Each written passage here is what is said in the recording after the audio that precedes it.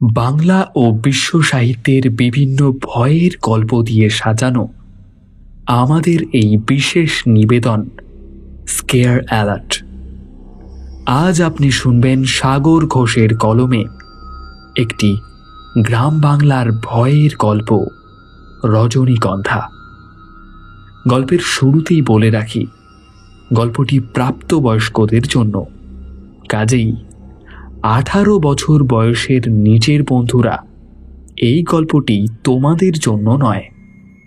তাহলে চলুন পাড়ি দেওয়া যাক ভয়ের দেশে। আজ আপনার জন্য সাগর ঘোষের লেখা রজনীগন্ধা।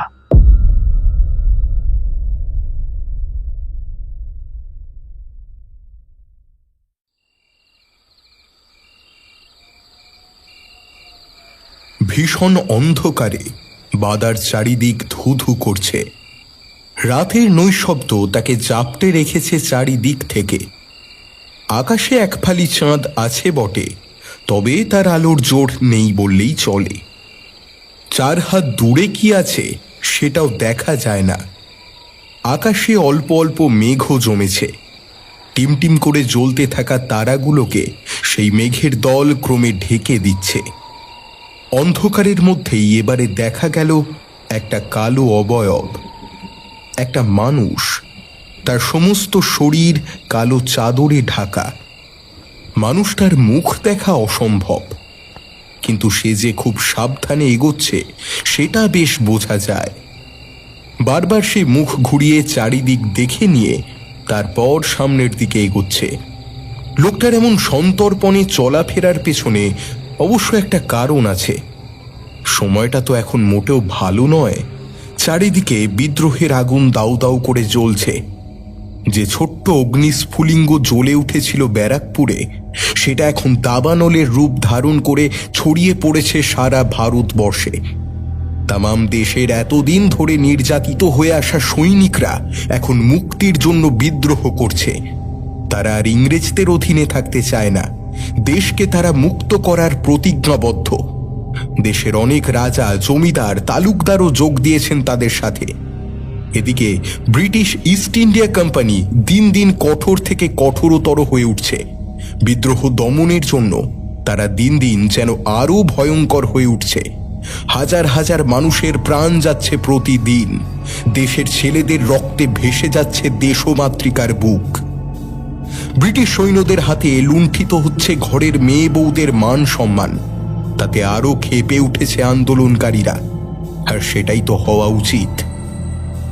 বিদ্রোহে যেমন বহু জমিদার যোগ দিয়েছেন, তেমনি আবার বহু জমিদার ব্রিটিশ ইস্ট ইন্ডিয়া কোম্পানির চামচা হয়ে সরাসরি তাদের দলেই নাম লিখিয়েছে। আসলে কোম্পানির দৌলতে তারাও তো ইচ্ছে মতো শোষণ করতে পারছে। এই হরিণডাঙ্গার জমিদার বাবু রথীন্দ্রনাথ কুণ্ডুও তেমনই একজন জমিদার। মানুষটা যেমন লোভী তেমনই নৃশংস। এক কথায় শয়তানের প্রতিরূপ সে। গ্রামবাসীগুলোকে কীট পতঙ্গের মতো পিষে মারতে সে দুবার ভাবে না। এই হরিণডাঙ্গাতেও বিদ্রোহের আঁচ এসে পৌঁছেছে। বহু রাজকর্মচারী গোপনে ইতিমধ্যেই বিদ্রোহের ছক কষা শুরু করে দিয়েছে। গোপন অস্ত্রের আমদানিও শুরু হয়ে গিয়েছে ইতিমধ্যেই। যে কোনো দিন আঘাত আছড়ে পড়বে জমিদার বাড়ির ওপর। রথীন্দ্রনাথ এখনো এইসবের কিছুই জানতে পারেনি বটে, তবে অন্যান্য তালুকের অবস্থা দেখে সে বেশ কিছু সাবধানতা অবলম্বন করেছে। যেমন রাতে পাহারাদার বাড়িয়েছে গাঁয়ের চারিদিকে। এছাড়া কোম্পানির সাথে কথা বলে বেশ কিছু গোরা সৈনিকও আনিয়েছে। তার তালুকও যেই বিদ্রোহের আঁচে পুড়তে পারে সেটা সে খুব ভালো করে জানে, আর সেই জন্যই এত ব্যবস্থা। এই সময় তাদের হাতে ধরা পড়লে আর রক্ষে থাকবে না। সেই জন্যই লোকটা এত সন্তর্পণে, এত সাবধানে পা ফেলে এগোচ্ছে। আর 3-2 মধ্যেই অস্ত্র আসবে, সেই খবরটাই নিয়ে যাচ্ছে সে। যেমন করেই হোক আজ রাতেই খবরটা সংগঠনে পৌঁছে দিতেই হবে, নইলে অস্ত্র আনায় বিশেষ সমস্যা হবে। এছাড়া পরবর্তী পরিকল্পনা তৈরিতেও বেশ দেরি হয়ে যাবে। এবারে লম্বা বাধা পেরিয়ে সীমান্তের জঙ্গলের ভিতর দিয়ে হাঁটতে লাগলো লোকটা। কিছুটা এগোনোর পর একটা টিমটিমি আলো দেখতে পেল সে। লোকটা জানে এটা কিসের আলো, সমিতির গুপ্ত কুটিরের আলো এটা। এই জঙ্গলে হিংস্র প্রাণীর ভয়ে বড় একটা কেউ আসে না, কারো দরকার পড়ে না এদিকে আসার। তাই এখানেই করা হয়েছে গোপন সমিতির কুটির। কুটিরের সামনে এসে তার দরমার বন্ধ দরজায় 3টে টোকা দিল লোকটা। এবারে কুটিরের ভিতর থেকে একটা কাঁপা কাঁপা গলায় কেউ প্রশ্ন করল, কি চাই বাবা? চাল এনেছি কাকা। দরমার দরজাটা খুলে গেল। এবারে ঘরের ভিতর জ্বলছে গোটা চারেক হ্যারিকেন। তার আলোতেই ছোট্ট ঘরটা আলোকিত হয়ে আছে। তবে সেই আলোর কণা মাত্রও কিন্তু কুটিরের বাইরে আসছে না। কুটিরের বাইরে শুধু একটা ছোট লণ্ঠন জ্বলছে, তার আবছা আলোতে কুটিরটা দেখা যাচ্ছে। জঙ্গলের বেশ ভেতরে হওয়ায় কুটিরটা গাছপালায় ঢাকা। আর 5টা সাধারণ মানুষের পক্ষে কখনোই এই জায়গায় আসা সম্ভব নয়। ঘরটা বেশি বড় নয়, তার মধ্যেই বসে আছে 8 জন মানুষ। তাদের মধ্যে 6 জন জোয়ান পুরুষ আর 2 জন বৃদ্ধ। ঘরের এক কোণে দাঁড় করানো গোটা কয়েক বল্লম আর বড় বড় বেশ কিছু দা আর কাস্তে। কি খবর এনেছো দীনবন্ধু? একজন বছর 60-এর বৃদ্ধ কথাটা বলল সদ্য আসা লোকটাকে। লোকটা এবারে তার মাথা থেকে চাদরটা সরালো। এবারে ঘরের আলোয় তার মুখ দৃশ্যমান হলো। লম্বা চওড়া সুদর্শন এক যুবক। হ্যারিকেনের আলোয় চকচক করছে যুবকের বুদ্ধিদীপ্ত চোখ দুটো। দীনবন্ধু এবারে বলল, খবর আছে খুড়ো, অস্ত্রের খবর। কথাটা শোনা মাত্র ঘরের প্রত্যেকের মুখ বেশ কিছুটা উজ্জ্বল হয়ে উঠল। বৃদ্ধ বলল, কি খবর? সব সব ঠিকঠাক আছে তো? দীনবন্ধুর মুখে একটা স্বস্তির হাসি ফুটে উঠল এবারে। সে বলল, হ্যাঁ খুড়ো, 3-2 মধ্যেই মাল ঢুকবে, খেয়া ঘাট হয়ে আসবে ওরা। বেশ বেশ বেশ বেশ, তাহলে এই চিন্তাটা অনেকটা কমে গেল। এবারে মালগুলো ভালো ভালোই হাতে পেলেই হয়। সেদিকটা ভালো করে দেখে নিয়েছো তো দীনবন্ধু? হ্যাঁ হ্যাঁ খুড়ো, সব ব্যবস্থা করা হয়ে গেছে। মাঝ রাতে খেয়া ঘাট হয়ে জঙ্গলের ভিতর দিয়ে যে নালাটা গেছে না, সেটা ধরেই ওরা আসবে। আর ধরা পড়ার কোনো চিন্তাই নেই। দীনবন্ধুর কথা শুনে এবারে সকলের মুখেই একটা প্রশান্তি খেলে গেল। একটা দীর্ঘশ্বাস বেরিয়ে এলো সকলের বুক থেকে। তাহলে এবার তারা জমিদারকে একটা সমানে সমানে টক্কর দিতে পারবে। প্রত্যেকেই মনে মনে ভাবল, এবার দেখা যাক কতদিন ওই রবীন্দ্রনাথ তার অত্যাচার চালিয়ে যেতে পারে।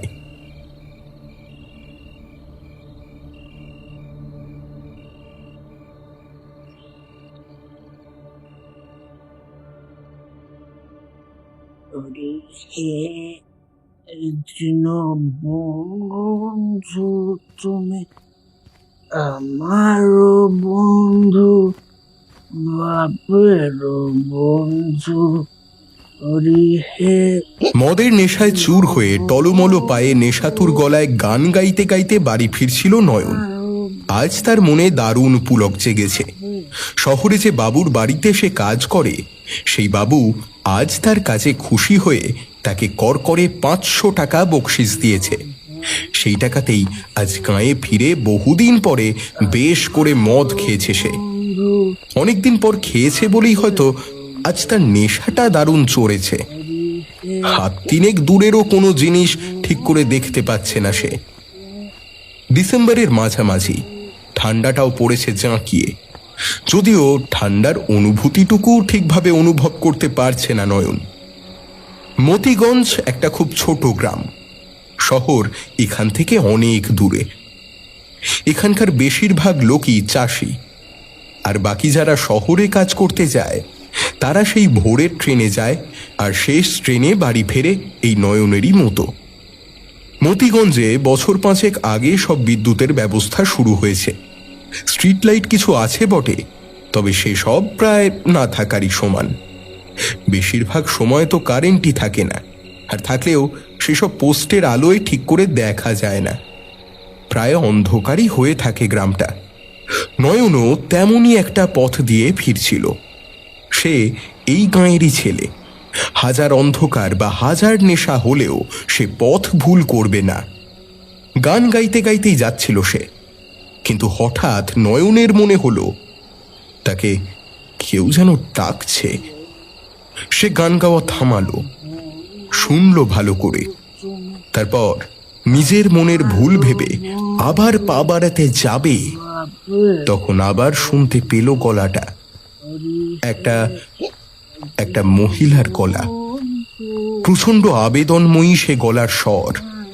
সে গলার ডাক শুনে নিজেকে স্থির রাখার ক্ষমতাই বিশ্ব সংসারে হয়তো কোনো পুরুষ মানুষেরই নেই। কামাতুর গলায় সে যেন বলছে, নয়ন, নয়ন, এদিকে এসো। আমি যে তোমার জন্য অপেক্ষায় বসে আছি নয়ন।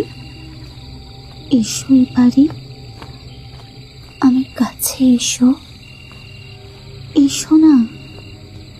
নয়নের একবার মনে হলো বটে যে সে নেশার ঘোরে ভুল শুনেছে, কিন্তু সেই ভাবনা পলকে উড়ে গেল আরও একবার সেই মোহময়ীর কামাতুর আহ্বানে।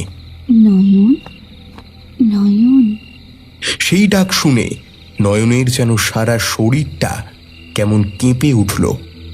মনের মধ্যে আদিম কোনো এক রিপু মাথাচাড়া দিয়ে উঠল মুহূর্তের মধ্যে। আর থাকতে পারল না নয়ন। পিছন ফিরে নেশাতুর গলায় বলল, এই তো আমি এখানে। এসো, এসো আমার কাছে এসো। আর কিছু বলতে পারল না নয়ন। তার আগেই কেউ বা কিছু যেন তার গলার স্বর চেপে বন্ধ করে দিল। একটা আঁক করে শব্দ ছাড়া আর কিছুই শুনতে পাওয়া গেল না। রাতের নিঝুম অন্ধকারের মধ্যেই কেউ চিরতরে থামিয়ে দিল নয়নের গলার আওয়াজ। শুধু জায়গাটায় রয়ে গেল ফুলের মিষ্টি একটা গন্ধ, রজনীগন্ধার গন্ধ।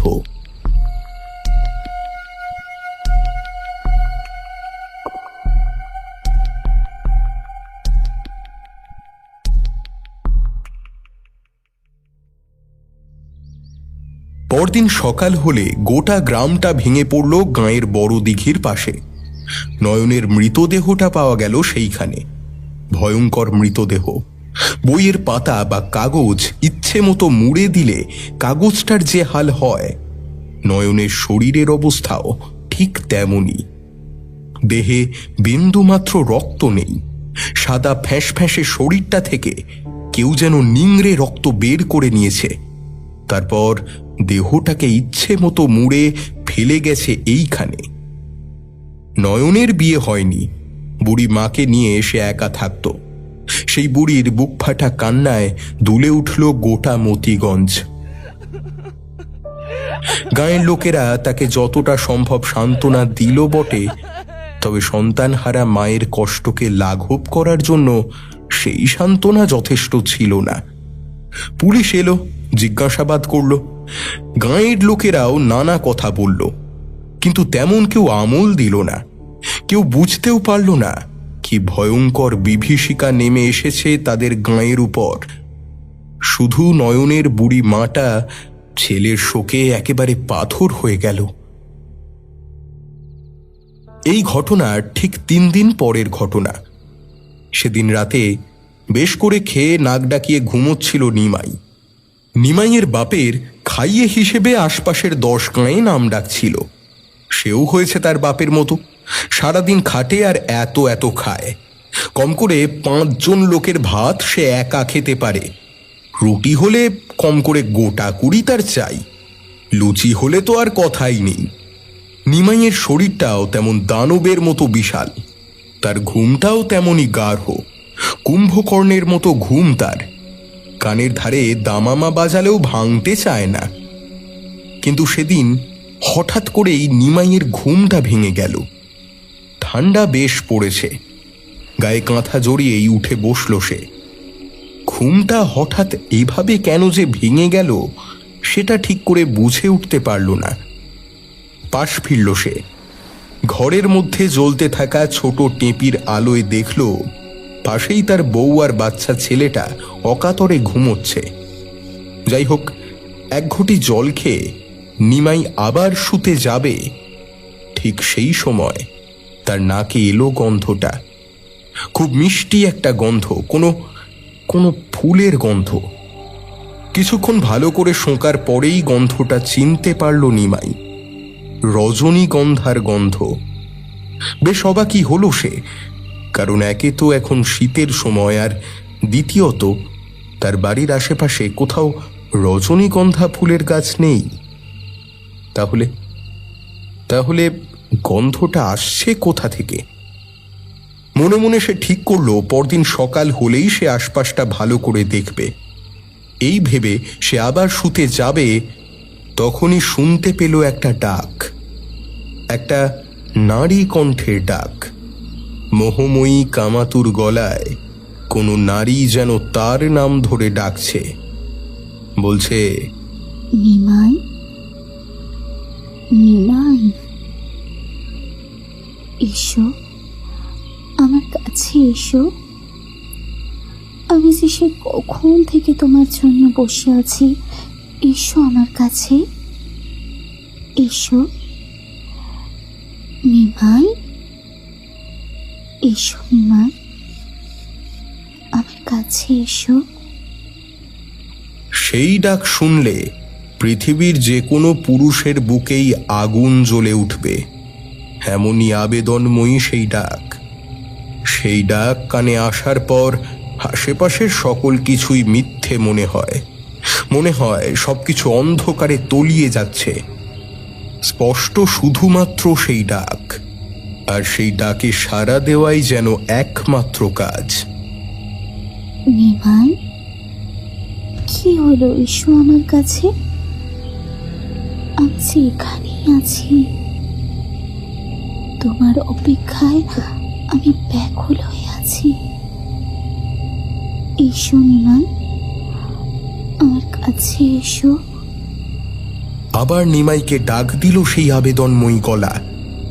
আর থাকতে পারল না সে। তার কাছে যে সবই এখন মিথ্যা, সত্যি শুধুমাত্র সেই ডাক, তাতে যে তাকে সাড়া দিতেই হবে। এক লাফে বিছানা ছেড়ে উঠে ঘরের দরজা খুলে বাইরে বেরিয়ে গেল নিমাই। তার দৃষ্টি তখন উদ্ভ্রান্ত। ঘরের বাইরে বেরোতেই প্রচণ্ড ঠান্ডায় সে ধাক্কা দিল তার গায়ে, কিন্তু সেদিকে তার কোনো খেয়ালই নেই তখন। এই তো আমি এখানে। এই তো তুমি কোথায়? কোথায়? বলতে বলতেই অন্ধকারের মধ্যেই এদিক ওদিক ছুটতে লাগলো সে। আর ঠিক সেই সময় একেবারে অতর্কিতে রাতের নিরেট অন্ধকারের মধ্যেই প্রচণ্ড শক্তিতে কেউ চাপটে ধরল নিমাইয়ের শরীরটা। তারপরে নিমাই শুধু টের পেল তার ঠোঁট দুটো চেপে ধরল আরো দুটো ঠোঁট। আর বেশি কিছু বুঝে ওঠার সময় পেল না নিমাই। তার আগেই তার ভবলীলা সাঙ্গ হয়ে গেল। নিমাই পালোয়ানের বিশাল শরীরটা কয়েক সেকেন্ডেই শুকিয়ে ছিবড়ে হয়ে গেল। রাতের আঁধারে মিশেই কেউ যেন পলকে তার শরীরের সমস্ত রক্ত শুষে নিল। তার ফ্যাকাশে হয়ে যাওয়া দোমড়ানো মোচড়ানো শরীরটা পড়ে রইল সেইখানে। আর থেকে গেল ফুলের মিষ্টি একটা গন্ধ, রজনীগন্ধার গন্ধ। দীনবন্ধু, কখন আসবে ওরা? সময় তো হয়ে গেল। রাতের অন্ধকারে মিশে জঙ্গলের মধ্যে বসে আছে দুটো মানুষ। তাদের মধ্যেই একজন খুব চাপা ফিসফিসে গলায় কথাটা বলেছে। তার নাম সুমিত। জমিদারের বাড়ির মালির ছেলে সে। ওই বাড়িরই ভাই ফরমাস খাটে। দীনবন্ধুর মতো সেও গুপ্ত সমিতির একজন সদস্য। প্রচণ্ড ভরসাযোগ্য আর কাজের ছেলেই সুমিত। জমিদার বাড়ির সব হাঁড়ির খবর তো ওই জোগাড় করে আনে। দীনবন্ধুও এবার চাপা গলায় উত্তর দিল, এত অধৈর্য হলে আমাদের হবে না সুমিত। ভুলে যেও না, আমরা মুক্তিযুদ্ধ করতে এসেছি। এখানে সব পদক্ষেপ অনেক ভেবে চিনতে ফেলতে হবে। এতটুকুও ভুল যদি হয় তাহলে সব শেষ হয়ে যাবে, সব। ধৈর্য হারালে চলবে না বন্ধু। আজ রাতেই গোলা বারুদ বোঝাই নৌকা আসবে এইখানে, আর তারপরেই জমিদার বাবুর ওপর প্রথম আক্রমণ হানার পরিকল্পনা শুরু হবে। আরও কিছুক্ষণ অন্ধকারে গা মিশিয়ে অপেক্ষা করার পরে জঙ্গলের পাশে গঙ্গায় বেশ অনেকটা দূরে একটা ছোট্ট হলুদ আলোর বিন্দু দেখা গেল। ক্রমে সেই বিন্দুটা পাড়ের কাছাকাছি আসলে এবার বোঝা গেল সেটা একটা নৌকা, বেশ বড় নৌকা। ভালো করে দেখলে বোঝা যায় নৌকাটার উপরে কেউ দাঁড়িয়ে আছে। তার এক হাতে ধরা একটা হ্যারিকেন, আর একটা হাতে আছে একটা লাল কাপড়, সেটা হাত তুলে সে নাড়াচ্ছে। দীনবন্ধু এই সংকেত খুব ভালো করেই চেনে। এই সংকেতটা আগে থেকেই ঠিক করা আছে। এর অর্থ তাদের অস্ত্র ঠিকঠাকভাবে এসে গিয়েছে। এবার সেগুলো শুধু গোপন কুটির পর্যন্ত নিয়ে যাওয়ার অপেক্ষা। নৌকাটা পূর্ব নির্ধারিত জায়গায় এসে থামল। এবারে ঝোপের আড়াল থেকেই দীনবন্ধু প্রশ্ন করল, কি আছে খুড়ো? নৌকার উপর দাঁড়িয়ে থাকা লোকটা উত্তর দিল, সাল আছে গো, সাল। কথাটা শোনার পর নিশ্চিন্ত হয়ে ঝোপের আড়াল থেকে বেরিয়ে এলো দীনবন্ধু আর সুমিত। তারপরে লোকটার সাথে এগিয়ে গেল নৌকার কাছে। নৌকার ভিতরে রাখা বন্দুক, গুলি সবকিছুই একটা বেশ বড় মাপের কালো চাদর চাপা দেওয়া ছিল। দীনবন্ধু এবারে নৌকার ওপরে উঠে কাপড়টা সরালো, ভালো করে দেখে নিল সব ঠিকঠাক আছে কিনা। মালপত্র সব ঠিকঠাক করে দেখে নেওয়ার পর এবারে রাতের অন্ধকারে গোটা পাঁচেক মানুষ নৌকা থেকে সেসব নামিয়ে বড় বড় কাপড়ের পুঁটলি বাঁধতে শুরু করে দিল। খুব বেশি সময় লাগলো না। এরপর দীনবন্ধু আর সুমিত সাথে আরও তিনজন সেসব কাঁধে নিয়ে হাঁটতে শুরু করলো গোপন কুটিরের উদ্দেশ্যে। গোপন আস্তানা এখান থেকে বেশ কিছুটা দূরে, তবে একে রাতের বেলা আর জঙ্গলের রাস্তা, সেই কারণে এখানে লোকজন আসার কোনো প্রশ্নই নেই। তাই বেশ নিশ্চিন্ত হয়ে হাঁটছিল দীনবন্ধুরা। কিন্তু তাদের ধারণা যে ভুল, সেটা প্রমাণ হলো একটু পরেই। প্রায় অর্ধেকের মতো রাস্তা তখন পার হয়ে তারা চলে গেছে, এমন সময় হঠাৎ চারিদিক থেকে একটা সশস্ত্র দল তাদের ঘিরে ফেলল। জমিদার রবীন্দ্রনাথের সেপাই, সাথে কয়েকজন গোরা সাহেবও আছে সেই দলে। জঙ্গলের সকল নিস্তব্ধতা ভেঙে এবারে শোনা গেল একজন গোরা সাহেবের হুকুম, বন্দি করো ওই শুয়োরগুলোকে। সাথে সাথে দীনবন্ধুদের ওপর ঝাঁপিয়ে পড়ল গোটা 15 লোক। অন্ধকারের মধ্যেই শুরু হলো যুদ্ধ। একদিকে সশস্ত্র বাহিনী, অন্যদিকে মাত্র 5 জন জোয়ান ছেলে। অস্ত্র তাদের কাছে আছে, তবে তা বের করার তারা সময় পেল কই? খালি হাতেই তারা যতটা সম্ভব প্রত্যুত্তর দিল, কিন্তু অতগুলো সৈনিকের বিরুদ্ধে একেবারে খালি হাতে যে পেরে ওঠা কোনোভাবেই সম্ভব নয়, সেটা দীনবন্ধু বেশ বুঝেছিল। তাই যখন সে দেখল এক এক করে তাদের দলের লোক মরছে, তখন বাধ্য হয়ে গোটা দুয়েক বন্দুক আর কার্তুজ নিজের সাথে করে নিয়ে কোনোভাবে পালায় সেখান থেকে। পালানোর সময় তার দু চোখ বেয়ে জলের ধারা গড়িয়ে পড়ছিল। শত্রুকে পিঠ দেখিয়ে পালানোর ছেলে সে নয়, কিন্তু এখন যে তাকে যেতেই হবে, খবরটা জানাতেই হবে বাকিদের। জঙ্গলের ভিতর দিয়ে ছুটে পালানোর সময় সুমিতের চিৎকারটাও তার কানে এসেছিল। সে চেঁচিয়ে বলেছিল, আমাদের মতো কতজনকে মারবে তুমি গোরা সাহেব? ওই জমিদারকে জানিয়ে দিও, তার সময় ঘনিয়ে এসেছে, সাথে তোমরাও বাদ পড়বে না। আমরা একজন মরলে তার জায়গায় জন্মাবে আরো 2 জন। তাদের রোষের আগুনে তোমরা পুড়ে মরবে, বুঝেছ? মরতে তোমাদের হবেই। যে আগুন জ্বলেছে সেটার থেকে তোমাদের রেহাই নেই। ব্যাস, এরপরই জঙ্গল কেঁপে উঠল বন্দুকের প্রচণ্ড শব্দে। দীনবন্ধু বুঝে গেল ওই বন্দুক থেকে বের হওয়া গুলির নিশানায় সুমিতের মাথাটাই ছিল। ছুটতে ছুটতেই দীনবন্ধুর মুখ আরো শক্ত হলো। সুমিতের বলা কথাগুলো সে রাখবেই। বিদ্রোহের যে আগুন জ্বলেছে তাতে ওই জমিদার আর গোরা সাহেব সকলকেই পুড়িয়ে মারবে, সে মারবেই। তার বন্ধুদের প্রাণ সে বিফলে যেতে দেবে না।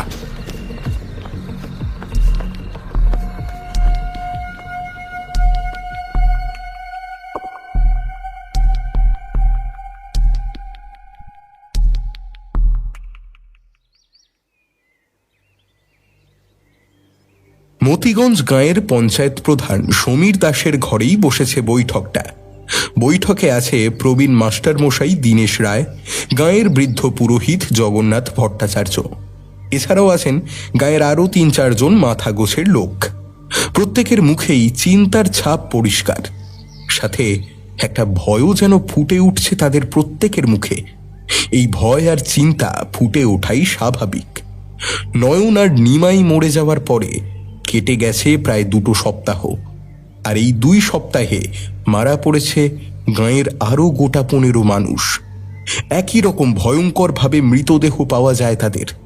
শরীরে বিন্দুমাত্র রক্ত নেই, কেউ যেন শরীর থেকে সব রক্ত শুষে নিয়েছে। ছিবড়ে হয়ে যাওয়া শরীরগুলো শুধু ফেলে রেখে গেছে গাঁয়ের নানান জায়গায়। পুলিশ বহু তদন্ত করেও এই সব খুনের কোনো কিনারা করতে এখনো পারেনি। গাঁয়ের লোকেদের মতে এই সকল খুন কোনো মানুষ করছে না, এই সকল খুনের পিছনে রয়েছে নির্ঘাত কোনো অপশক্তির হাত। আর সবচেয়ে অদ্ভুত ব্যাপারটা হলো, মরেছে শুধু গাঁয়ের জোয়ান তরতাজা পুরুষগুলো। এখনো পর্যন্ত একটা মহিলা বা বুড়ো কিংবা বাচ্চার মৃতদেহ পাওয়া যায়নি। পাওয়া গেছে শুধু জোয়ান পুরুষদের রক্তশূন্য দেহ। ব্যাপারটা এবারে 3 দিন আরো ভয়ঙ্কর হয়ে উঠছে। এর একটা বিহিত হওয়া তো দরকার, নইলে গোটা গ্রাম তো শ্মশানে পরিণত হবে। কথাটা বললেন বৃদ্ধ পুরোহিত জগন্নাথ ভট্টাচার্য মশাই।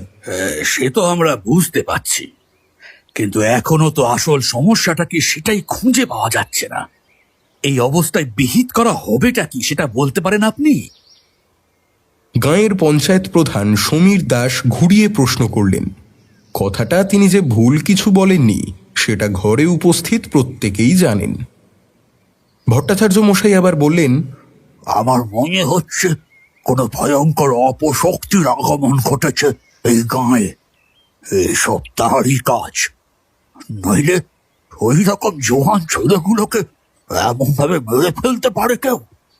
প্রবীণ মাস্টারমশাই দীনেশ রায় এবারে বললেন, যদি তাই হয়ে থাকে তাহলে এর বিধান তো আপনার পক্ষেই দেওয়া সম্ভব ঠাকুরমশাই।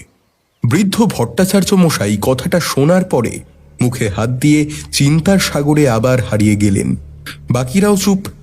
বেশ কিছুক্ষণ ভাবার পরে ভট্টাচার্য মশাই বললেন, কোনো তান্ত্রিককে ডেকে আনলে কেমন হয়? আপনার চেনাশোনা কেউ আছে? আবার ভাবতে লাগলেন বৃদ্ধ পুরোহিত। এই সময় গাঁয়ের আর এক বৃদ্ধ বিষ্ণুচরণ সরকার বললেন, আগে প্রধান মশাই, আমার একজন চেনা জানা লোক আছে। শুনেছি সে নাকি এমন অনেক কাজ করেছে। তাকে যদি একবার... তার কথা শেষ হওয়ার আগেই মাস্টারমশাই বললেন, এখানে আবার যদি আসছে কোত্থেকে শুনি? হ্যাঁ, আপনি যত তাড়াতাড়ি সম্ভব তার সাথে কথা বলার বন্দোবস্ত করুন। তেমন হলে আমরা সকলে মিলে যাব তার কাছে। হাতে হাত তুলে বসে থাকা তো আর সম্ভব নয়। আমাদের প্রত্যেকের ঘরেই জোয়ান ছেলে রয়েছে, প্রাণের ভয়ে তাদের সব কাজকর্ম যে মাথায় উঠেছে, এমনভাবে তা চলতে দেওয়া যায় না। বেশ, তবে আমি কালই তার কাছে যাওয়ার ব্যবস্থা করছি। তাহলে কাল ভোরেই বেরোনো হোক, আমরা এই কজন মিলেই যাই। সেটাই ঠিক হলো। পরের দিন সকাল হলেই 4 বৃদ্ধ বেরিয়ে পড়বে বিষ্ণুচরণের চেনা তান্ত্রিকের কাছে। যেমন করেই হোক তাকে আনতেই হবে এখানে। সেদিন রাতেই ঘটল আরও একটা মৃত্যুর ঘটনা। মারা পড়ল গ্রাম পঞ্চায়েতের ছেলেটা। সেদিন রাতে সকলের মতো তপনও গভীর ঘুমে তলিয়েছিল। গাঁয়ের মাথাদের কথায় গাঁয়ের জোয়ান পুরুষগুলো বাড়ি থেকে বের হওয়াই বন্ধ করে দিয়েছে। সকালের আলোয় বাড়ির বাইরে বের হলেও আলো নিভলে আর কেউ বাড়ির বাইরে বেরোচ্ছে না। তপন শহরে একটা কারখানায় কাজ করত, কিন্তু শহরে গেলে রাতের আগে ফেরা সম্ভব নয়। তাই সে বাড়িতেই ছিল।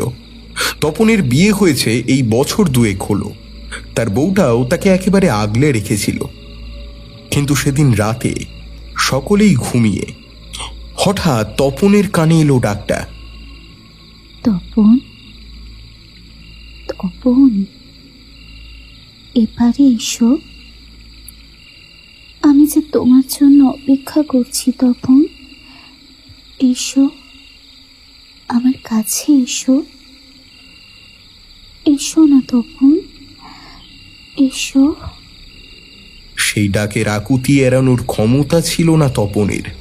সেই ডাকের আবেদন তপনকে প্রচণ্ড টানতে লাগলো বাইরের দিকে। আর একবার এলো ডাক। তার চারিদিকে তখন শুধু রজনীগন্ধার মনোমোহিনী গন্ধ। তপন, এসো আমার কাছে। এসো, এসো তপন, আমার কাছে এসো। আর থাকতে পারল না তপন। তার চোখের দৃষ্টি ততক্ষণে ঘোলাটে হয়ে গেছে। বাহ্যিক জ্ঞান তখন লোপ পেয়েছে। তার কাছে একমাত্র সত্য ওই নারী কণ্ঠের ডাক। তাকে যেতেই হবে তার কাছে। রজনীগন্ধার সেই সুবাস তখন বেড়েছে কয়েক গুণ।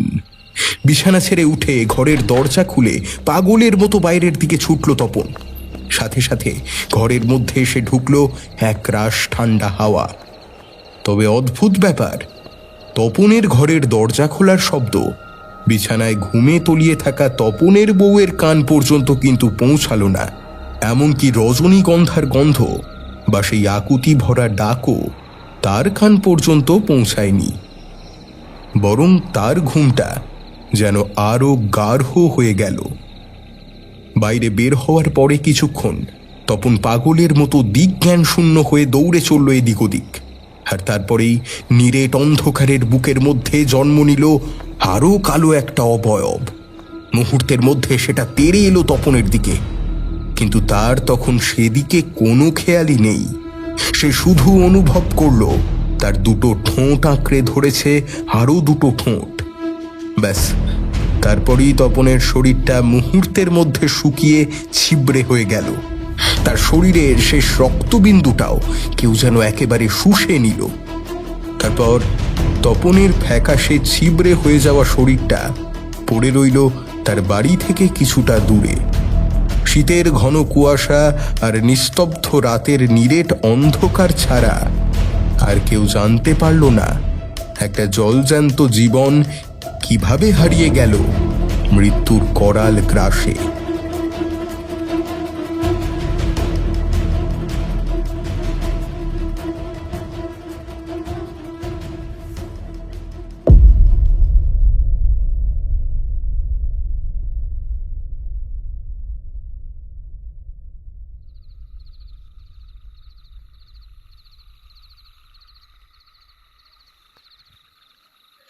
কি করিতেছেন বাবু আপনি?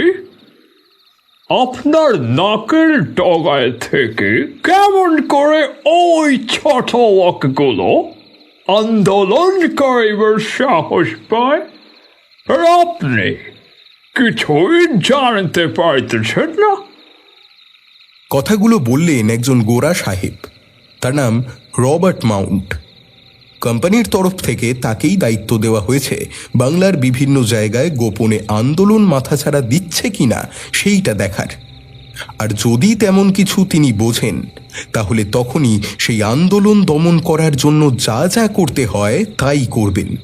তেমন হলে কঠোর দমন নীতির আশ্রয়ও তিনি নিতে পারেন।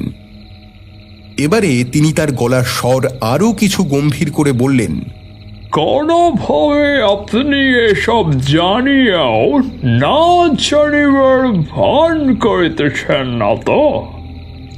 কোম্পানির সাথে বেইমানি করিবার ফল যে কি হইতে পারে তা তো আপনি জানেন। এই শেষ কথাগুলোয় কেমন যেন একটা শাসানি লুকিয়েছিল। জমিদার রবীন্দ্রনাথের কানেও সেই শাসানি গিয়ে ধাক্কা মারল। সাথে সাথে সে অতিরিক্ত বিনয় প্রকাশ করে বলল, বিশ্বাস করুন সাহেব, সত্যি এসবের কিছু আমি জানতাম না। শুয়োরগুলোর পেটে পেটে যে এরকম বিষ আছে সেটা আমি বুঝতেই পারিনি। এরপর একটু চিবিয়ে চিবিয়ে সে বলল, শালারা খুব বেড়েছে, এবারে একেবারে মাটিতে মিশিয়ে দেব, সব কটাকে পুড়িয়ে মারব। দেখি দেখি শালারা এবার বাঁচে কেমন করে। আপনি চিন্তা করবেন না সাহেব, আমি ব্যাপারটা এবার দেখছি। সাহেব বললেন, সেটা করলে আপনার লাভ হবে বাবু। হালকা অথচ একটা নৃশংস হাসি হাসলেন তিনি এবারে। না না, সে চিন্তা আপনাকে করতে হবে না, কালই যা করার আমি করছি। গত রাতে যে সকল অস্ত্র চালানকারীদের ওপর আক্রমণ করেছিল সাহেব, তাদের মধ্যে একজনকে জ্যান্ত অবস্থায় পাকড়াও করা গেছে। তার কাছ থেকেই সবটা জানা গিয়েছে। প্রথমে সে মুখ খুলতেই চাইছিল না, কিন্তু অজস্র চাবুকাঘাত আর তারপর এক এক করে তার দু হাতের সবকটা আঙুলের নখ উপড়ে নেওয়ার পরে শেষ পর্যন্ত সে মুখ খুলতে বাধ্য হয়েছে। জমিদারবাবু ভাবতেও পারেননি তার আশেপাশেই মশা মাছির মতো ভন ভন করছিল আন্দোলনকারীদের দল। রাগে রীতিমতো কেঁপে উঠল জমিদারবাবু। তার নেশাতুর লাল চোখ দুটো আরো লাল হয়ে উঠল পলকেই, আরো নৃশংস দেখালো তার মুখটাকে। আবারও চিবিয়ে চিবিয়ে সে বলল, আপনি চিন্তা করবেন না সাহেব, হারামজাদাগুলোকে কুকুরের মতো মারবো আপনার সামনে, আপনি কোনো চিন্তা করবেন না। জমিদারবাবু আর গোরা সাহেব কথা বলছিল জমিদার বাড়ির বিশাল বৈঠকখানার ভিতরে বসে। ঘরের দরজায় পাহারা দিচ্ছিল দুজন অস্ত্রধারী সেপাই। কিন্তু তারা জানতেও পারল না ঘরের বাইরে যেখানে তারা বসে কথা বলছিল তার ঠিক পিছনেই বাগানের দিকে ঘরের বন্ধ জানালার নিচে অন্ধকারে গা মিশিয়ে বসেছিল একটা বাচ্চা ছেলে। বয়স এই 10-এর মতো হবে। তাদের সকল কথাই সে চুপ করে শুনেছে। এবারে অতি সাবধানে জমিদার বাড়ির বিশাল বাগান পেরিয়ে ছেলেটা রাতের ঘন অন্ধকারে গা মিশিয়ে প্রচণ্ড জোরে দৌড় দিল।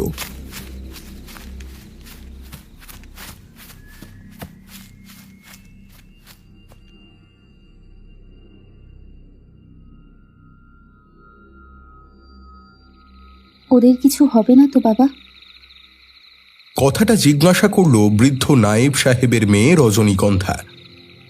নামটা মেয়েটার রূপের সাথে একেবারে মিলে যায়। রজনীগন্ধার গন্ধ নাকে এলে যেমন মন ভরে যায়, তার মালা দেখলে তেমনই চোখে আসে তৃপ্তি। এই মেয়ের রূপও তেমন। টানা টানা ডাগর চোখ দুটোর দিকে তাকালে মনটা একেবারে শান্ত হয়ে যায়। তার গায়ের উজ্জ্বল দুধে আলতা রং কোনো দেবী প্রতিমার থেকে কম কিছু নয়। কোমর ছাপানো লম্বা চুল, সব মিলিয়ে একেবারে লক্ষ্মী প্রতিমা। আর সব সময় সে নিজের চুলে জড়িয়ে রাখে রজনীগন্ধার মালা, তাতেই একটা মোহময়ী গন্ধে ভরে থাকে সে। বৃদ্ধ নায়েব মশাই বললেন, আরে না না, চিন্তা করিস না, ওদের কিছুই হবে না।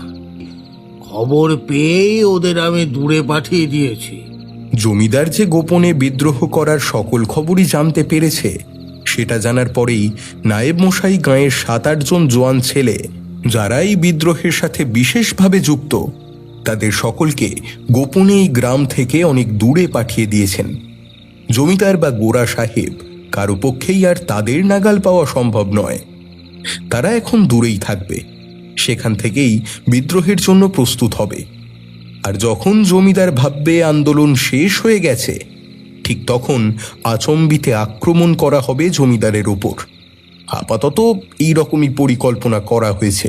আর তোমার কথা ওরা জানতে পারলে? বৃদ্ধ নায়েব এবারে তাঁর মামরা মেয়েটার দিকে কিছুক্ষণ তাকিয়ে রইলেন। তারপর অল্প হেসে বললেন, আরে আরে ধুর পাগলি, আমার কথা ওরা কোনোদিনই জানতে পারবে না। আমি যে আন্দোলনের সাথে যুক্ত সেটাই কেউ জানে না। আর আমার উপর জমিদারবাবু কোনোদিনই সন্দেহ করবে না, তেমন কোনো পথ আমি রাখিনি। এবারে কথা ঘুরিয়ে নায়েব মশাই আবার বললেন, সত্যি করে বলতো, তোর আসল চিন্তাটা কি সকলের জন্যই হচ্ছে নাকি কেবল একজনের জন্য? হ্যাঁ? এবারে রজনীগন্ধার ফর্সা গাল লজ্জায় লাল হয়ে উঠল। সে বলল, ধ্যাত, তুমি যে কি বলো না বাবা। বলেই দৌড়ে বাড়ির ভিতরের দিকে চলে গেল। নায়েব মশাই জানেন যে তাঁর মেয়েটা দীনবন্ধুকে মন থেকে ভালোবাসে, দীনবন্ধুও তাকে খুব ভালোবাসে। কিন্তু নায়েব মশাইয়ের প্রতি সম্মান আর শ্রদ্ধার জন্য দীনবন্ধু বা রজনীগন্ধা কেউই কিছু বলতে পারে না। কিন্তু নায়েব মশাইয়ের বৃদ্ধ অভিজ্ঞ চোখকে তারা ফাঁকি দিতেও পারেনি। দীনবন্ধু ছেলেটাকে নায়েব মশাইয়েরও খুব ভালো লাগে। ছেলেটা যেমন বুদ্ধিমান তেমনই কর্মঠ, মন খোলা ছেলে সে। নায়েব মশাইয়ের ইচ্ছে সব মিটলে রজনীগন্ধা আর দীনবন্ধুর 4 হাত তিনি এক করে দেবেন। নায়েব মশাই বসে এই সবই ভাবছিলেন। রাত অনেক হয়েছে, মেয়েকে হাঁক দিয়ে খাবারের কথা বলতেই যাবেন, ঠিক সেই সময় বন্ধ দরজার কড়া নাড়ার শব্দ হল। বৃদ্ধ নায়েব মশাইয়ের কপালে চিন্তার ভাঁজ পড়ল। তিনি ভাবলেন, আবার কোনো খবর নিয়ে কেউ এলো নাকি? কিন্তু এখানে তো কেউ আসবে না, তেমনই তো নির্দেশ আছে। নায়েব মশাইয়ের সাথে কথা বলতে হলে মাঝরাতে গোপন কুঠিরে গিয়ে কথা বলতে হবে। তাহলে কে এলো এত রাতে? ভাবতে ভাবতেই দরজাটা খুললেন নায়েব মশাই। আর দরজা খুলেই ভয়ে চিন্তায় তিনি হকচকিয়ে গেলেন। তিনি দেখলেন বাড়ির বাইরে দাঁড়িয়ে আছে জমিদার মশাই, তার সাথে আরো গোটা 10 লাঠিয়াল।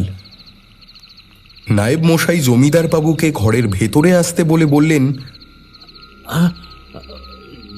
জমিদার বাবু, আপনি এখানে এই সময়? তোমার সাথে কিছু কথা ছিল তাই এলাম। অন্য কারোর আসার কথা ছিল নাকি?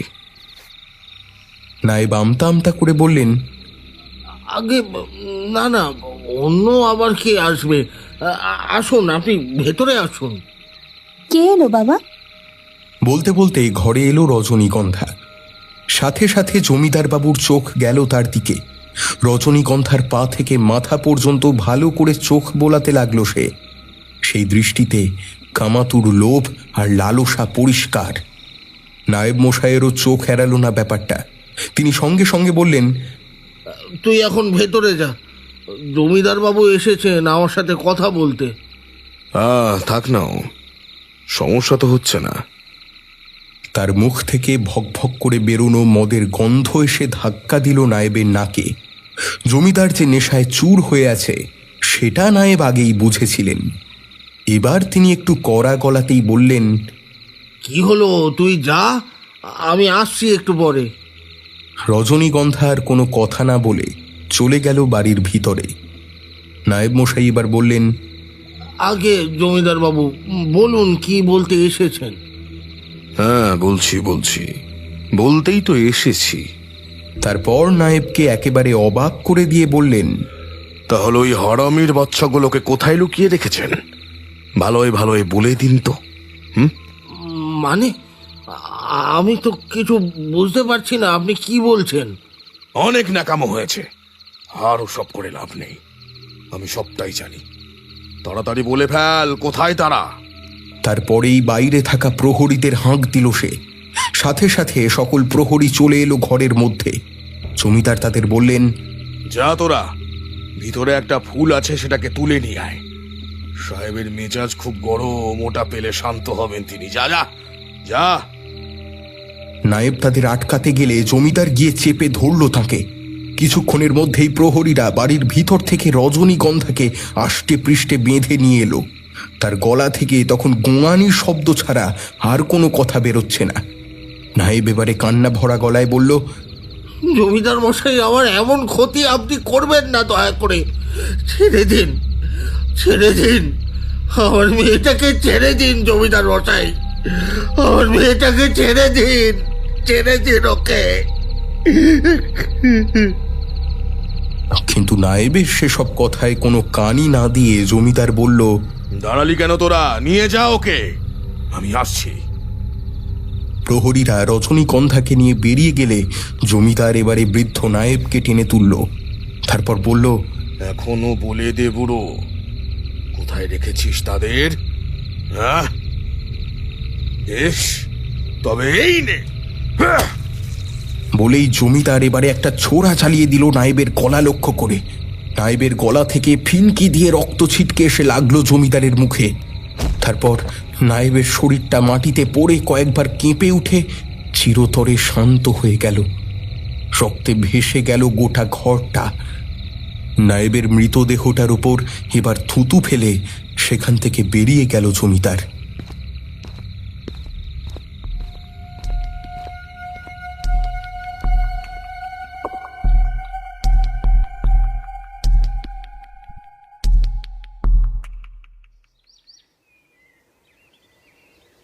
পণ্ডিত মশাই, ও পণ্ডিত মশাই, বাড়ি আছেন?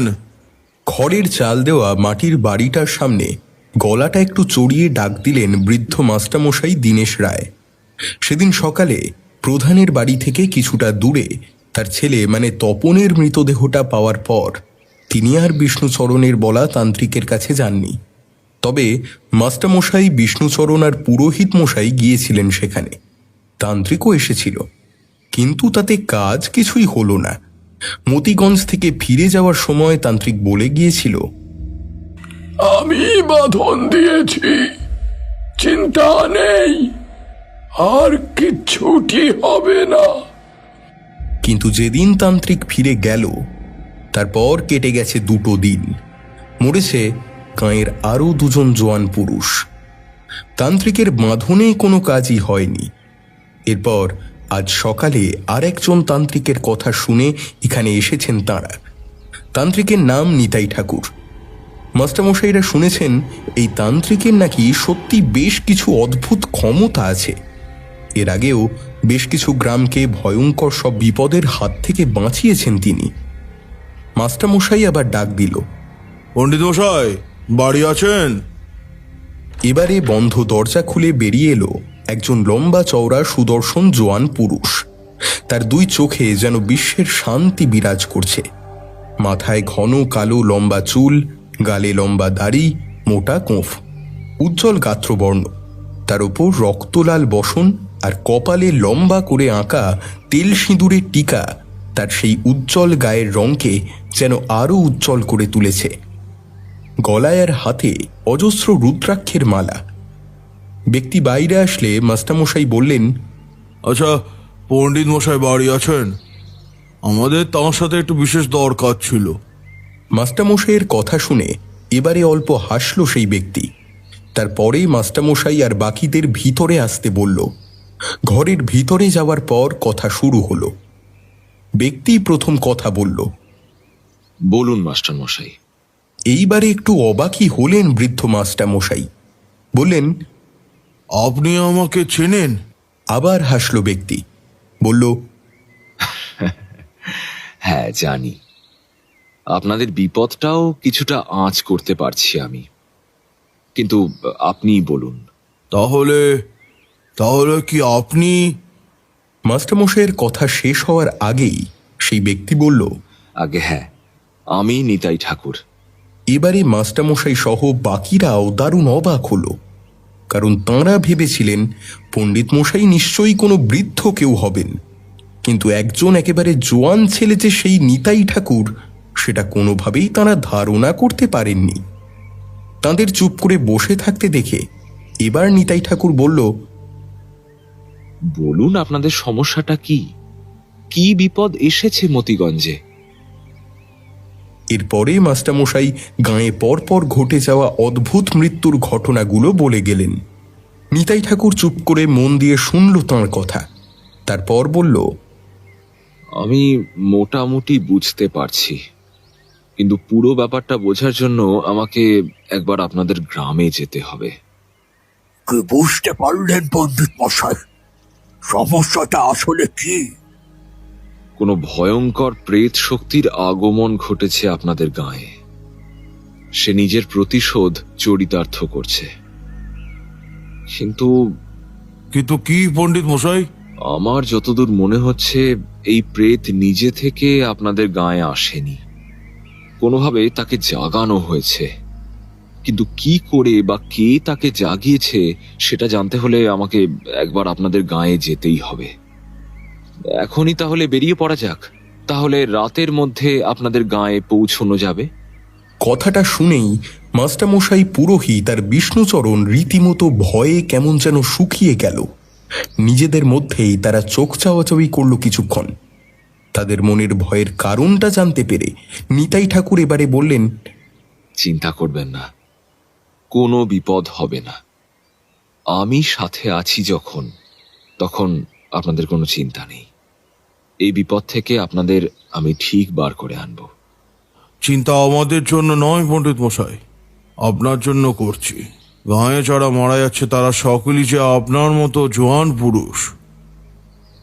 চিন্তা নেই, মা আছেন, আমার গুরু আছেন আমার সাথে।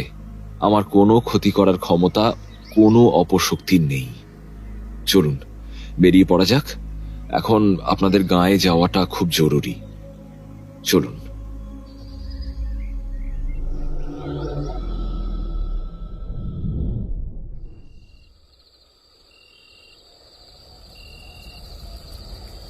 গভীর রাত, ঠান্ডাও দারুণ। এতটুকু শব্দ নেই কোথাও। নৈশব্দ বিরাজ করছে চারিদিকে। শুধু শোনা যাচ্ছে শুকনো কাঠ পোড়ার পটপট শব্দ। নিরেট কালো অন্ধকারের বুকে জ্বলছে একটা যজ্ঞকুণ্ড, আর তার সামনেই পদ্মাসনে চোখ বুজে ধ্যানে মগ্ন হয়ে বসে আছেন নিতাই ঠাকুর।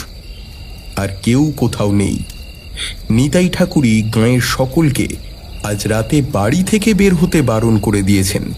সাথে এটাও জানিয়েছেন আজ রাতেই তিনি মতিগঞ্জের ওপর ঘনিয়ে আসা কালো মেঘ কাটিয়ে দেবেন। আজ রাতের পরে সেই অপশক্তি গাঁয়ের আর একটা মানুষেরও প্রাণ নিতে পারবে না। তবে গাঁয়ের মানুষ যে তাঁর এই কথায় সম্পূর্ণ আস্থা পায়নি, সেটাও নিতাই ঠাকুর বেশ বুঝেছেন। গতকাল গাঁয়ে ঢোকার সাথে সাথেই একটা মিষ্টি গন্ধ এসে ঝাপটা মেরেছিল তার নাকে। সে গন্ধও চিনতে ভুল করেননি তিনি। গন্ধটা ছিল রজনীগন্ধা ফুলের। প্রথম থেকেই নিতাই ঠাকুরের মনে কটা প্রশ্ন খচখচ করছিল। এই গাঁয়ে যে কোনো অপশক্তির আগমন হয়েছে সে সম্পর্কে তিনি ছিলেন নিশ্চিত। প্রশ্নটা ছিল সেই অপশক্তি এই গাঁয়ে এলো কেমন করে। তার বারবার মনে হচ্ছিল মতিগঞ্জে এই অপশক্তিকে কেউ আহ্বান করে এনেছে। কিন্তু কে সে? কেনই বা আনলো এই অপশক্তিকে এই গাঁয়ে? এই সকল প্রশ্নের উত্তর পাওয়ার জন্যই আজ সকালে নিতাই ঠাকুর গাঁয়ের শ্মশানের বেশ কিছুটা মাটি তুলে এনে বিশেষ কিছু উপাচার করেন। আর তারপরেই সবকিছু তাঁর কাছে একেবারে পরিষ্কার হয়ে যায়। এরপরই তিনি বৃদ্ধ মাস্টারমশাই আর বাকিদের সাথে কথা বলেন। যদিও ঠিক কি ঘটেছে সেটা তখনই সে বলেনি কাউকে। শুধু জানিয়েছিলেন আজ রাতে গাঁয়ে তিনি একটা যজ্ঞ করবেন। তার জন্য বেশ কিছু প্রয়োজনীয় জিনিসপত্র লাগবে, সেগুলো যেন তাকে এনে দেওয়া হয়। তিনি ঠিক করেছেন আজ রাতে আগেই গাঁয়ের বিপদ কাটিয়ে দেওয়ার পরে আগামীকাল সকালে সকলকে সবটা জানাবেন। আপাতত তাঁর প্রথম কাজ এই গ্রামকে অভিশাপ মুক্ত করা। অভিশাপই বটে। কয়েকশো মানুষের দুঃখ ভরা দীর্ঘশ্বাস আর ক্রোধিত একদিন এই গাঁয়ের উপর নেমে এসেছিল অভিশাপ হয়ে। সেই অভিশাপ হঠাৎ করে জেগে উঠেছে আবার। এবারে নিতাই ঠাকুর ধীরে ধীরে তাঁর দুচোখ খুললেন। তারপর যজ্ঞকুণ্ডের আগুনে কিছুটা ঘি ছড়িয়ে দিলেন। যজ্ঞকুণ্ডের আগুনও বেশ কিছুটা ফুলে উঠল এবারে। আর তার সাথে দৃঢ় কণ্ঠে নিতাই ঠাকুর শুরু করলেন মন্ত্রপাঠ। শুরু করলেন ভৈরব মন্ত্র।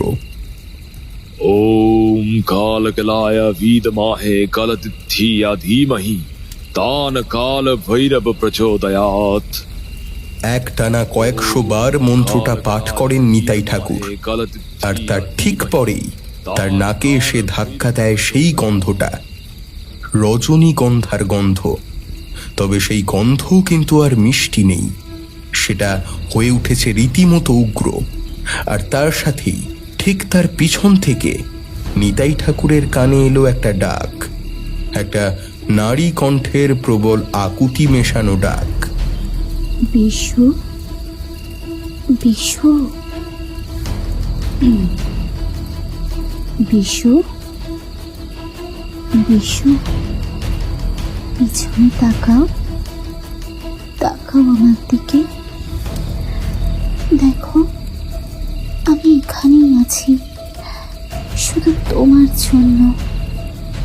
তাকাও আমার দিকে, তাকাও বিশু, তাকাও। কি মোহময়ী সে ডাক! সে ডাকে যেন প্রবল একটা সম্মোহিনী শক্তি লুকিয়ে রয়েছে। যে কোনো পুরুষকে এই ডাক অবলীলায় টেনে নিয়ে যেতে পারে তার কাছে। উপেক্ষা করার ক্ষমতা কোনো পুরুষেরই নেই। নিতাই ঠাকুরও সেই প্রচণ্ড টান অনুভব করতে পারছেন। নিতাই ঠাকুর জানেন এই ডাক ভালো নয়, এই ডাক মৃত্যু ডাক। তবুও তিনি যেন নিজেকে আটকে রাখতে পারছেন না কিছুতেই সেই ডাকে সাড়া দেওয়া থেকে। সেই ঘোর লাগানো গন্ধটাও বেড়েছে অনেকটা। এত কিছুর মধ্যেও নিতাই ঠাকুর কিন্তু মন্ত্রপাঠ থামাননি। একই রকমভাবে মন্ত্রপাঠ করেই চলেছেন। এবারে আরও একবার সেই ডাক এলো, নিতাই ঠাকুরের আরও কাছ থেকে। তাকাও আমার দিকে, তাকাও। নিতাই ঠাকুর আর সময় নষ্ট করলেন না। তিনি জানেন এটাই সঠিক সময় এই অপশক্তিকে আটক করার। এবারে বিড়বিড় করে অন্য একটা মন্ত্র পাঠ করে কিছুটা ঘি ছড়িয়ে দিলেন আগুনে, আর তার সাথেই ছাইয়ের মতো কিছু একটা মুঠো মুঠো তুলে নিয়ে ফুঁ দিলেন তাতে। সাথে সাথে আর একটা ঘটনা ঘটল। নারী কণ্ঠের প্রচন্ড একটা আর্তনাদে খান খান হয়ে গেল রাতের সকল নিস্তব্ধতা। রজনীগন্ধার ঘোর লাগানো গন্ধ পলকে পরিণত হলো মরা পচা বমন উদ্রেককারী গন্ধে। আর এর সাথেই ঘটল আর একটা ঘটনা। যে ছাই নিতাই ঠাকুর মন্ত্র পড়ে উড়িয়ে দিয়েছিলেন সেটাই এবারে একটা মূর্তির রূপ ধারণ করল। বড় ভয়ঙ্কর বিভৎস সেই রূপ, একটা নারী মূর্তি। রাতের অন্ধকারের থেকেও কালো সেই মূর্তি। তার শরীরে জড়ানো একটা পাতলা সাদা শাড়ি। মূর্তির চোখ মুখ বোঝার উপায় নেই। তার মাথায় লম্বা লম্বা চুলগুলো সাপের ফনার মতো এদিক ওদিক উড়ছে। আর সেই মূর্তির গলা থেকে এখন ভেসে আসছে একটা ঘড়ঘড়ে শব্দ। নিতাই ঠাকুর জানেন একবার যখন এই প্রেত মূর্তি ওই চক্রের মধ্যে এসে পড়েছে, এখান থেকে বের হওয়ার কোনো ক্ষমতা তার নেই। তবে একটা সমস্যা হলো, এখনো এমন চক্রের ব্যবহার নিতাই ঠাকুরকে বেশ কয়েকবার করতে হলেও সেই সকল আত্মারা এই প্রেতের মতো অতটা শক্তিশালী ছিল না। নিতাই ঠাকুর এর ক্ষমতা বেশ উপলব্ধি করতে পারছেন। এই অতৃপ্ত আত্মাকে মুক্তিদান করতে হলে তাকে যে মনোনিবেশ করতে হবে, কিন্তু এই অপশক্তি তাতে ক্রমাগত বাধা দিয়েই চলেছে। তার কোনো ক্ষতি এই আত্মা করতে পারবে না সেটা নিতাই ঠাকুর জানেন, কিন্তু একে মুক্তি প্রদান না করতে পারলে এ যে আরো ভয়ঙ্কর হয়ে উঠবে সেটাও খুব ভালো করে জানেন তিনি। এবারে ঘটল আর একটা ঘটনা, যেটা দেখে নিতাই ঠাকুরও কিছুটা ঘাবড়ে গেলেন। কারণ এমন কিছুর জন্য তিনি আদৌ প্রস্তুত ছিলেন না।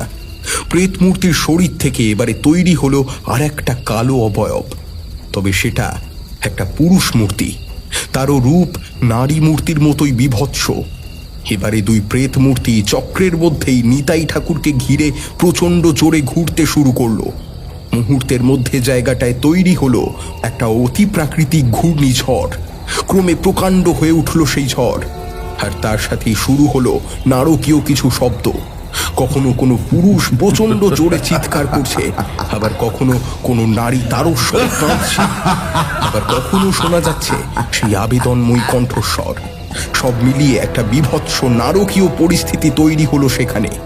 এর মধ্যেই নিতাই ঠাকুরকে সেই প্রেত মূর্তি কয়েকবার আক্রমণ করেছে, তবে তার কোনো ক্ষতি করতে পারেনি।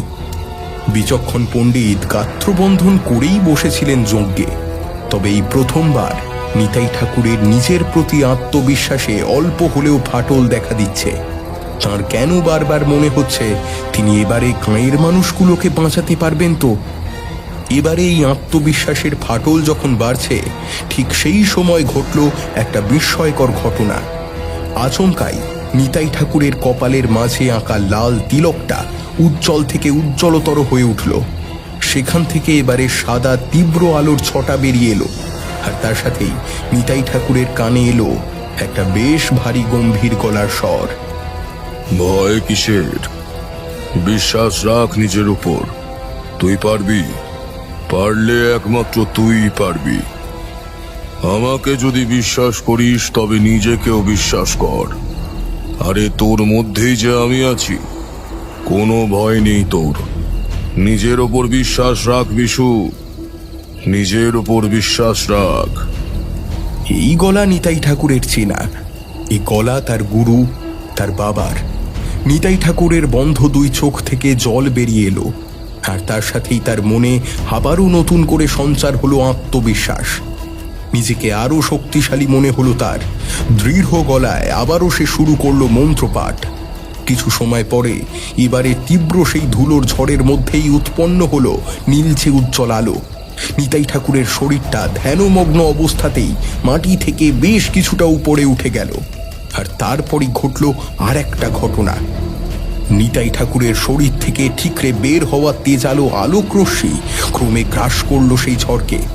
আর তারপরের চারিদিক আলোকিত করে বজ্রপাতের মতো তীব্র একটা আলোক রশ্মি নেমে এলো সেই বৃত্তের মধ্যে। আর সাথে সাথেই দুই বিভৎস প্রেত দেহ প্রচন্ড চিৎকার করে উঠল। দুটো ধীরে ধীরে ঝলসে গেল সেই তীব্র আলোয়। একসময় প্রচন্ড শব্দ করে একটা বিস্ফোরণ ঘটল। তারপরই সব আবার একেবারে নিশ্চুপ মেরে গেল।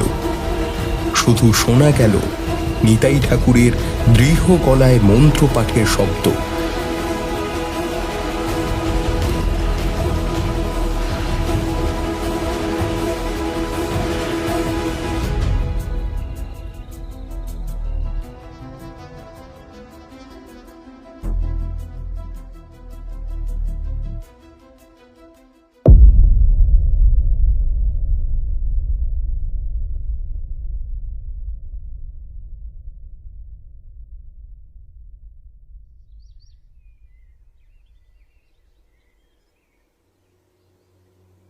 মাস্টারমশাই দীনেশ রায়ের বসার ঘরে বসে আছেন সকলে।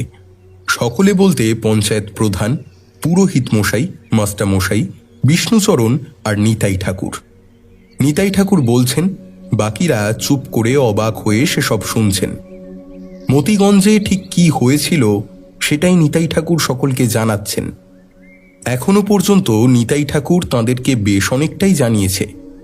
এই মতিগঞ্জ যে একসময় সিপাহী বিদ্রোহের সাথে যুক্ত ছিল সে কথা তিনি জানিয়েছেন অত্যাচারী জমিদার রথীন্দ্রনাথ কুণ্ডুর কথাও, নায়েবের মেয়ে রজনীগন্ধার কথা, দীনবন্ধুর কথা, তাদের প্রেমের কথা। তারপরে একটু জল খাওয়ার জন্য থেমেছিলেন নিতাই ঠাকুর। এবারে আবার বলতে শুরু করলেন। তা এক রাতে জমিদার রজনীগন্ধাকে তুলে নিয়ে যায়।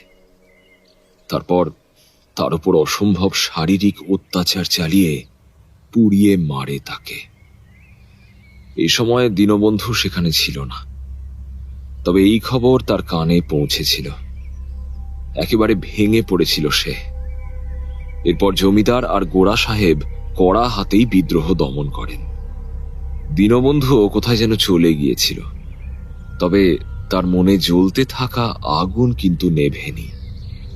বেশ কয়েক বছর পর সে আবার ফিরে এলো এইখানে। তখন হরিণডাঙ্গার নাম পরিবর্তন হয়েছে মতিগঞ্জ। দীনবন্ধুরও তখন আমূল পরিবর্তন হয়েছে। বিদ্রোহী সুপুরুষ দীনবন্ধু তখন কালো কুচকুচে পিশাচতন্ত্রে সিদ্ধ একজন তান্ত্রিক। গায়ে ফিরেই সে আবার জাগিয়ে তুলল তার প্রেয়সী রজনীগন্ধার অতৃপ্ত আত্মাকে। তারপর সে নিজের আত্মাকেও মিলিয়ে দিল তার সাথে। দুই আত্মায় মিলে তৈরি হল মহাশক্তিশালী এক অপশক্তি। আর তারপরেই সে শুরু করলো তার প্রতিশোধ চরিতার্থ করা। এক এক করে জমিদার বাড়ির সব কটা মানুষকে মারল তারা। সেই গোড়া সাহেবকেও রেহাই দিল না। এরপরে দীনবন্ধু আবার সেই আত্মাকে নিজের ক্ষমতার জোরে চিরনিদ্রায় পাঠিয়ে দিয়েছিল। কিন্তু বহুদিন বাদে সেই আত্মা আবারও জেগে উঠল আজকের মতিগঞ্জে। কেমন করে উঠল? পুরোহিত মশাই, আপনার ছেলে কোথায় বলুন তো? কথাটা শুনেই বৃদ্ধ পুরোহিতের চোখে একটা জিজ্ঞাসু ভাব ফুটে উঠল। তিনি বললেন, কেন বাবা, এর সাথে তার কি সম্পর্ক? সে তো এসব শুরু হওয়ার অনেক আগেই এখান থেকে কাজে শহরে চলে গেছে। আপনি সত্যিই শুধু এটুকুই জানেন? হ্যাঁ বাবা, আমি কেন, এখানে সবাই সেটা জানে। সকলেই সম্মতি জানালো। নিতাই ঠাকুর কিছুক্ষণ চুপ করে বসে রইল, তারপর বলল, তাহলে এবারে আমি যা বলবো সেটা শুনে আপনার খুবই কষ্ট হবে পুরোহিত মশাই, তার জন্য আমায় ক্ষমা করবেন। আপনার ছেলে শহরের নাম করে বাড়ি থেকে বেরিয়েছিল বটে, তবে তার অন্য উদ্দেশ্য ছিল। সে ক্রমেই প্রেত সাধনার প্রতি আগ্রহী হয়ে পড়ছিল। তাই সেদিন সকলকে মিথ্যে কথা বলে সে সোজা গিয়েছিল শ্মশানে। সেখানে আগে থেকেই একটা দেহ সে লুকিয়ে রেখেছিল। মাঝ রাতে সে রীতিমতো সব সাধনায় বসে। সবকিছু ঠিকঠাকই চলছিল, কিন্তু সমস্যাটা হলো একদম শেষ সময় তার মনোযোগ কিছুটা নড়ে গেল, আর ঠিক তখনই আবারও নতুন করে জেগে উঠল সেই প্রাচীন প্রেত শক্তি। আমার প্রথম থেকেই মনে হচ্ছিল এই শক্তিকে জাগিয়ে তোলা হয়েছে। তাই সেদিন আমি শ্মশানের মাটি তুলে এনে বেশ কিছু উপাচার করে সবটা জানতে পারি। কিছুটা দম নিয়ে এবারে নিতাই ঠাকুর পুরোহিত মশাইয়ের দিকে ফিরে বলল, পুরোহিত মশাই, আপনার ছেলে আর বেঁচে নেই। সেই শক্তি পুনরায় জেগে ওঠার পর প্রথম শিকার তাকেই করেছিল। আমি তার দেহ সৎকার করে দিয়েছি গতকাল। তার আত্মাকে চির মুক্তি প্রদান করেছি।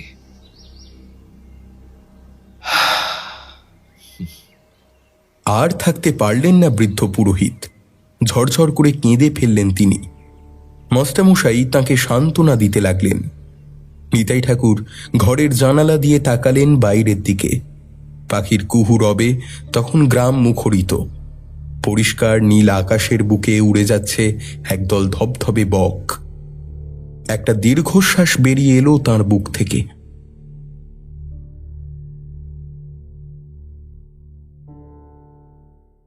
শুনলেন সাগর ঘোষের লেখা রজনীগন্ধা। গল্পটির সূত্রধার আমি অতীন।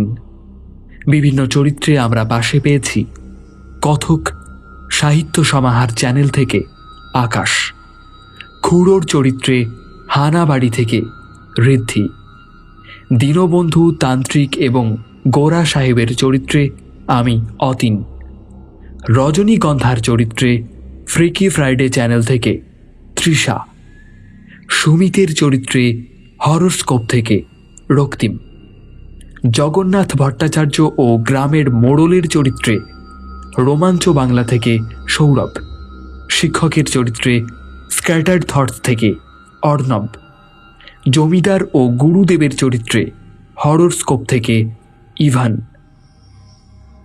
নিতাই ঠাকুরের চরিত্রে শীর্ষেন্দু। গল্পটির শব্দ সংযোজনে ঋদ্ধি, আবহ পরিকল্পনায় ফিনিক্স অডিওভার্স, স্ক্রিপ্টিংয়ে গল্পম্যানিয়া থেকে অভ্রনীল, ভিডিও এডিটিং ও মোশনে মলয়, পোস্টার ডিজাইন নিমাই ও জনৈক লোকের ভূমিকায় এবং সমগ্র পরিচালনায় সৌম্যদীপ কুঁই। সকলকে অসংখ্য ধন্যবাদ আমাদের এই প্রয়াসে আমাদের পাশে থাকার জন্য। সকলে সুস্থ থাকবেন, ভালো থাকবেন। দেখা হচ্ছে পরের এপিসোডে। ধন্যবাদ।